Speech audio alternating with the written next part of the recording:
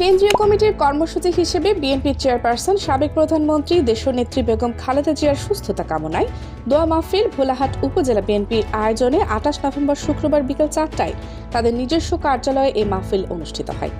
দোয়া মাহফিলের সার্বিক তত্ত্বাবধানে উপস্থিত ছিলেন সাবেক উপজেলা চেয়ারম্যান ও উপজেলা বিএনপির সাবেক সহসভাপতি সহকারী অধ্যাপক মোহাম্মদ আনোয়ারুল ইসলাম আনোয়ার, উপজেলা বিএনপির সাবেক সিনিয়র সভাপতি ও সাবেক ইউপি চেয়ারম্যান মোহাম্মদ মাহতাব উদ্দিনের সভাপতিত্বে অন্যান্যের মধ্যে সাবেক উপজেলা ভাইস চেয়ারম্যান বিএনপি নেতা মোহাম্মদ কামাল হোসেন, সাবেক ইউপি সভাপতি ও ইউনিয়ন পরিষদের চেয়ারম্যান মোহাম্মদ আফাস উদ্দিন পানুনিয়া, যুবদলের সাবেক সভাপতি মোহাম্মদ বেলাল উদ্দিন, সাধারণ সম্পাদক মোহাম্মদ মনসুর আলী, জেলা স্বেচ্ছাসেবক দলের সাবেক ভারপ্রাপ্ত সভাপতি মোহাম্মদ মিজানুর রহমান মিজু সহ অন্যান্যরা।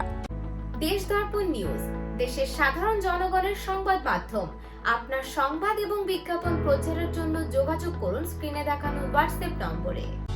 উপজেলা ছাত্রদলের সাবেক সাধারণ সম্পাদক ও ভোলাহাট প্রেস ক্লাবের সভাপতি কায়সার আহমেদের সঞ্চালনায় দোয়া মাহফিলের আলোচনা সভা শেষে অসুস্থ বেগম খালেদা জিয়ার জন্য স্থানীয় বিএনপির সকল পর্যায়ের নেতাকর্মীগণ তাদের প্রিয় মাতা দেশনেত্রী বেগম খালেদা জিয়ার দ্রুত সুস্থতা কামনা করে বিশেষ দোয়া করেন।